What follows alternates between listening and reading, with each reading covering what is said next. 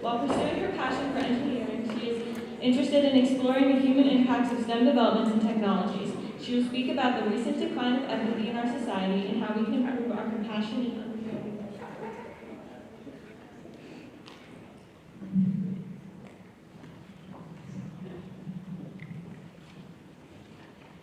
My mom loves the Avatar movies, and her favorite line is "I see you." This phrase was inspired by a saying the Zulu people of South Africa used to greet one another, and the response to this greeting is "I am here." This is the essence of empathy, seeing a whole person for who they truly are. We are social beings. We want to be seen and understood.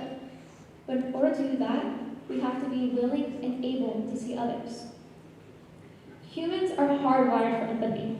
Mirror neurons in our brains are stimulated just by seeing or imagining situations, and this can dispositionally trigger our own emotions. People need emotional connections in order to survive. Conflicts within relationships can harm our health and immune systems, while close, healthy relationships are crucial for happiness.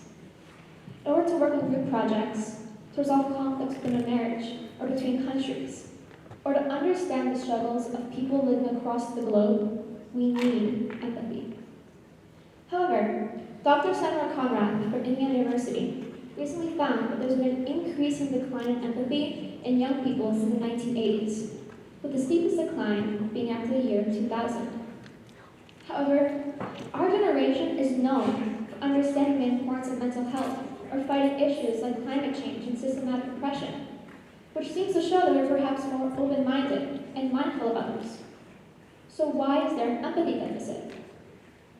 In order to understand this, we must first understand what is empathy.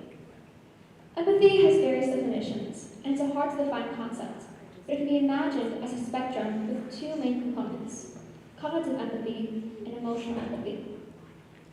Cognitive empathy is knowing and understanding how someone is feeling and what they may be thinking by putting yourself in their perspective. While emotional empathy is being able to share those emotions and to feel with them. Some people can be very good at either of these, yet not be considered empathetic. Narcissists, for example, are very good at reading and understanding emotions in others, but because they're unable to form emotional connections, they simply don't care about others. On the other hand, there's a misconception that autistic people are not empathetic because they often struggle to recognize emotions in others. But when they are aware of someone's emotions, they can share them much more strongly than most neurotypical people can. In order to be compassionate and to truly harness empathy, there must be a balance between the two kinds.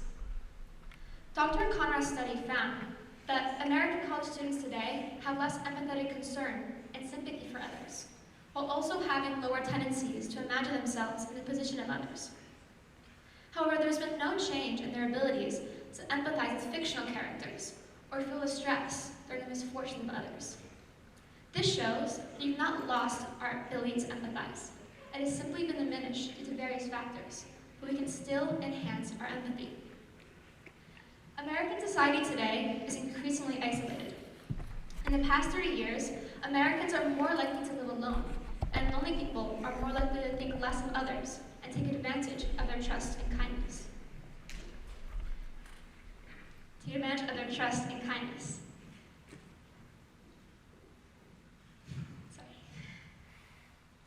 Americans today, in the past 30 years, Americans are more likely to live alone, and lonely people will take advantage of others and take advantage of their trust and kindness. Increased social media usage is also contributing to this isolation. When we try to see how someone is feeling, we look at their facial expressions, their posture, and their tone of their voice. This is why it's so difficult to understand how someone is feeling through text. Connecting through social media is not sufficient enough to make meaningful emotional connections, and consequently, younger generations are deprived of these connections. Additionally, the empathy deficit can be seen as a symptom of burnout. Young people today are facing pressures and expectations that many previous generations didn't experience, such as higher healthcare costs, high tuition rates, and the expectation to get a college degree. It's suffocating, and it seems almost impossible to focus on others when you feel as if you're barely getting by yourself. And when we do focus on topics that impact others, we tend to look at the large scale.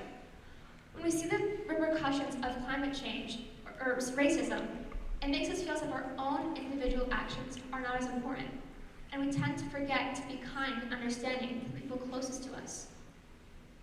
So how can we make ourselves and society more empathetic? First, we must want to be empathetic. It has to be an important value to us, not only as individuals, but as a collective, in order to motivate us to improve. Then we must practice self-empathy.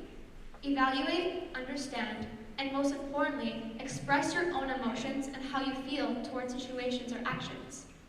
If we want to create authentic relationships, we have to be truthful to ourselves, as well as others, or we will continue to feel lonely and misunderstood.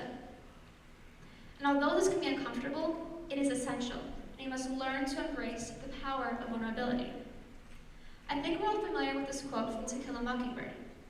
You never really understand a person until you see things from his point of view, until you climb into his skin and walk around in it. The most challenging yet effective way to practice empathy is to physically put yourself in the perspective of someone else. For example, there was a girl who wasn't physically disabled herself, decided to go to a mall in a wheelchair and have her friend push her around. By doing this, she experienced firsthand how people would begin to speak more slowly and loudly to her, as if she couldn't hear. Or how the salespeople would begin to speak to her friend instead of her, as she couldn't make her own decisions. And she would have never understood this unless she experienced it for herself. However, we cannot always put ourselves in the same exact experience as others. So the next best thing is to use our imaginations. We must imagine ourselves in the position of others. Jamil Zaki, who is the director of the Stanford Social Neuroscience Laboratory, says that his favorite example of this is when his friend would say, "Wow, that person must be having a harder day than me," every time someone cut him off on the highway. I know, it sounds super difficult, but it's important to be mindful of others and take time to think, observe, and understand someone else. And oftentimes, knowing how someone came to a decision allows you to react in a better way. There's also a Buddhist practice that can be used to develop empathy, in which a person spends their whole day becoming aware of every individual connected to their daily actions. For instance, when you drink your coffee in the morning, think about who picked those coffee beans and what their lives are like. And when we are practicing empathy, it's important to be open-minded and unbiased. There's a phenomenon called the empathy paradox, in which a person decides who they think is worthy of their empathy, and consequently blocks empathy from certain people. This can lead to a demonization of others and cause further misunderstanding and harm. So it's important to see a situation from all sides and give everyone an equal chance to be understood. Reading and watching movies is another great way to develop empathy.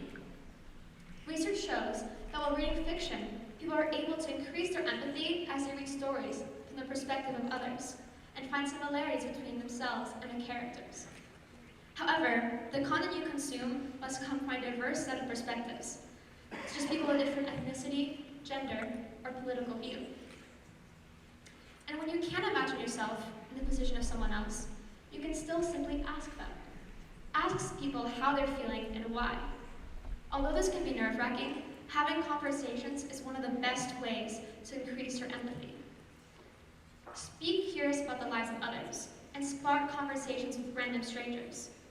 This helps us break down assumptions and learn about the complexities of the lives of ordinary people who are all around us all the time and often go unnoticed.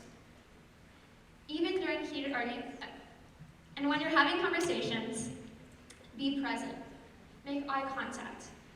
Look at their facial expressions, their posture, and their tone of voice, and truly listen to the other person.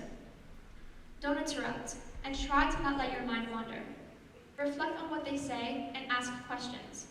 Even during heated arguments, try not to let your own emotions affect how you view the perspective of someone else.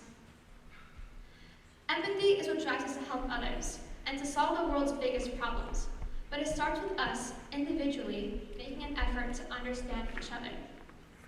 Dr. Armani, a world-renowned psychologist who specializes in narcissism and empathy, says when she raised her own children, she didn't care whether they ate their vegetables, if they did well in school, or if they watched TV for 10 hours a day.